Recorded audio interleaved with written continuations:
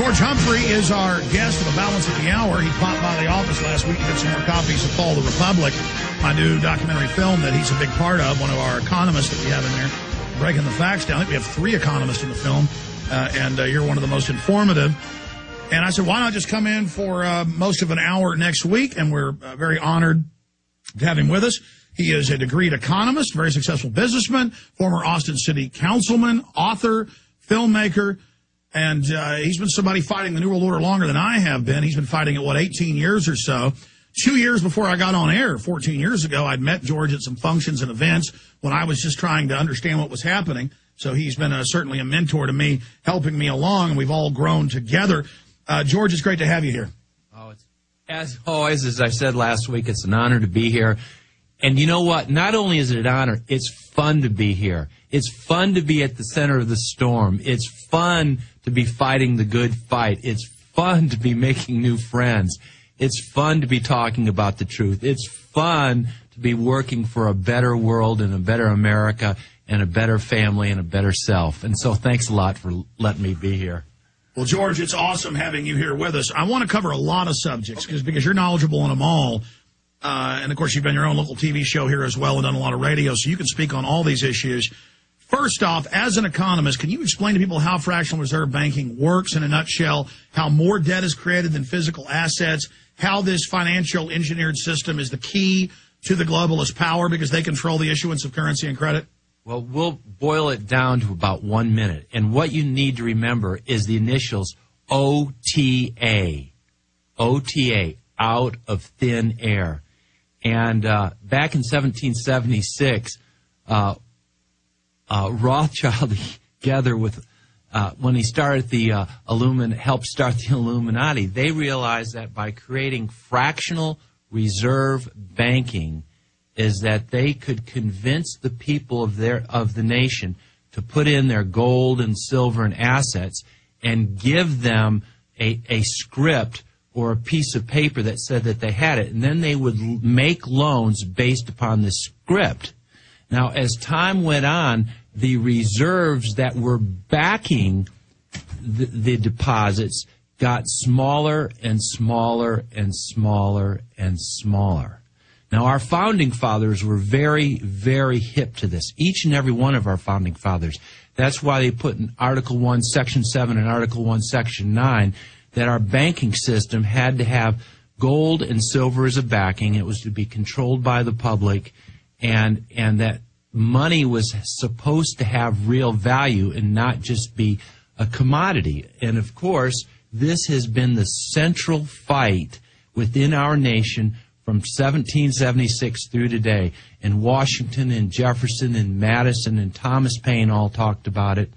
And then John Quincy Adams talked about it. Andrew Jackson talked about it, and they tried to assassinate him 5 times. Abraham Lincoln came in. This has always been the main threat to our country. This is the number one threat because whoever follow the money. When I first got elected on the city council, I forgot who it was, but they came into my office and he said, always follow the money. And this is in little bitty Austin politics.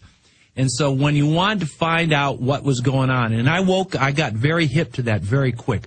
Always follow the money because that is the way the puppet masters control us, through the money, number one. And so then through Abraham Lincoln and McKinley and Ford and then up to John F. Kennedy and now to Dr. Ron Paul, we are all talking about the discrepancy between what the Constitution says and where we're supposed to have a currency, a banking system that's controlled by the people, backed by gold and silver, a hard currency, versus what we have, which is the Federal Reserve Banking Act. And, of course, as all of you know by now, it's not federal. There's no reserves. And it's hey, George, that's a big deal.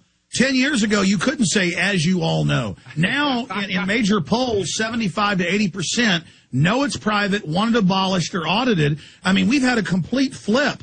I mean, 10, 15 years ago, maybe 5% of people knew? Now, I mean, look, we've had huge success, thank God.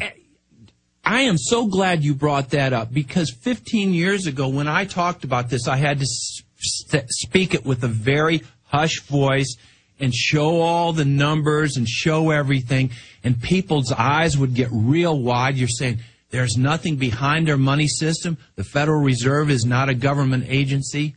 And now, almost everybody knows it.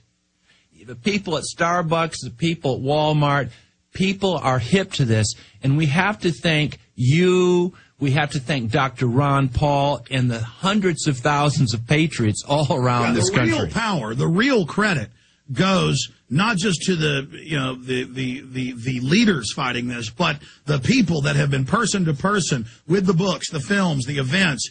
It is the people. Exactly. And that's the reason the establishment hasn't just killed us. 20, 30 years ago, they would kill people. Absolutely. For talking about this. They would kill congressmen. What was the fellow's name?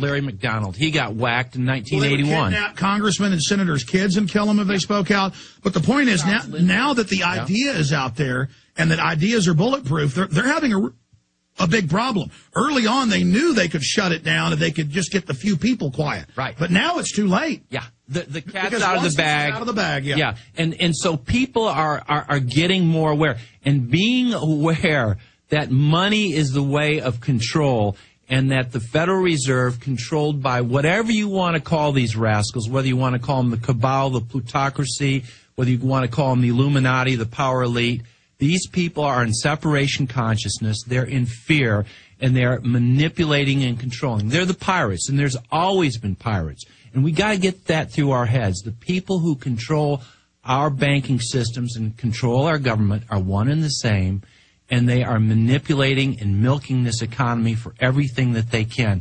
And they are creating, and it's not money. They're not creating, don't use the word money. They're creating debt-based currencies. And debt obligations. Our currency is debt. Yes.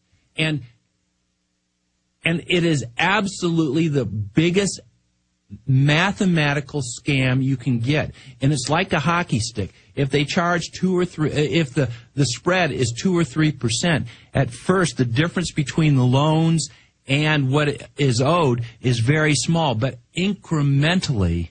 And that's one thing that the Illuminati always does, is that they've worked incrementally and that patiently.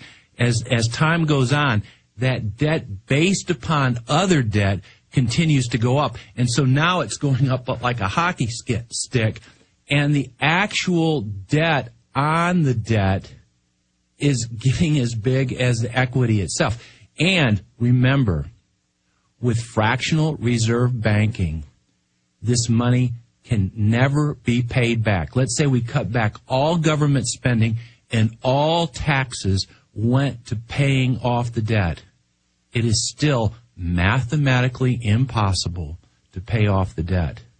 And of course, we're not going to stop spending. We're not going to stop creating debt. As I heard Dr. Roberts just speak, and he was an incredible guest, and I really give you a lot of credit for having him on. He was saying, as we were talking about last week, this year's federal budget debt is 400% greater than the year before. That is absolute, incredible insanity. You can't get out of debt by digging the hole deeper. You can't do it. And it's made up debt to the private banks. Of course it is. And all of this money is going... Here's a question. We're approaching an end game here. Yes. What do you think the time frame? A few months ago, filming Fall of the Republic at your house, we were standing around the kitchen drinking tea, talking about the time frames, whether it's going to be inflation or whether it's going to be depression, what's going to happen with the currency. How do you see this unfolding? Okay, first of all, we have to learn from history. And in 1989, a very similar situation hit Japan. And they had financing vehicles that were very similar to our derivatives. And they crashed, and yet the ruling class of Japan would not flush those out of the system because they were protecting the ruling class. Now, Japan is the most productive nation per capita in the world. Difference. They have just glistening industry, incredibly hardworking, focused people. So you give us the same recipe, but with our big welfare state and laziness, we're dead meat. Yes, and Japan, in the period of time since 1989, their amount of monies that they have spent from their federal government trying to fix this situation has been approximately equal to what we're doing right now. And Japan, even though they're one of the world's leading exporters, they're incredibly technologically advanced. They have had 20 years of recession. The Nikkei was at 39,000. It's 9,000 right now. The real estate boom has gone down. And I go to Japan all the time. I'm going to be going there shortly. And it's an amazing place. These people work. They're educated, and they're focused on creating money. And they've been going for 20 years, and they're still in the hole because all of the money that they're producing, all their profits, is going to pay the interest on their derivatives. It's called the Japan syndrome.